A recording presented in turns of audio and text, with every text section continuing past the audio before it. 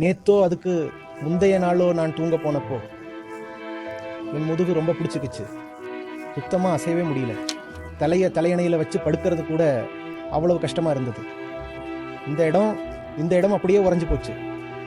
நான் நாளைக்கு காலையில் எதுக்காக எழுந்திருக்கணும்னு யோசித்தேன். பேசாமல் இப்படியே நிம்மதியாக நிரந்தரமாக தூங்கிட்டா என்ன?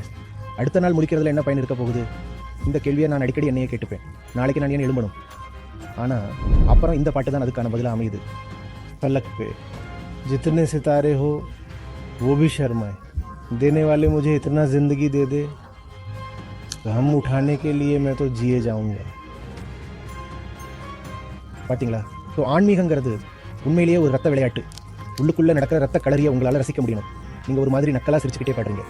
இந்த துன்பத்தை சுமக்கிறதுக்காகவே நான் வாழ்ந்துக்கிட்டே இருப்பேன்னு கண்ணடிச்சுக்கிட்டே பாடுறீங்க. இப்போ என்னை தோற்கடிச்சு பாருங்க. ஏன்னா எனக்கு இன்னும் அதிகமான துன்பத்தை கொடுத்து அந்த துன்பத்துக்கு முன்னாடி நான் சரணடைஞ்சிடுவேன்னு நினச்சி தான் நீங்கள் என்னை தோற்கடிக்க முடியும். ஆனால் இல்லை, நீங்கள் எனக்கு எவ்வளவு வேணா துன்பத்தை கொடுங்க, அதை தாங்கிறதுக்கான தெம்பு என்கிட்ட இருக்குது. நான் தொடர்ந்து போய்கிட்டே தான் இருப்பேன்.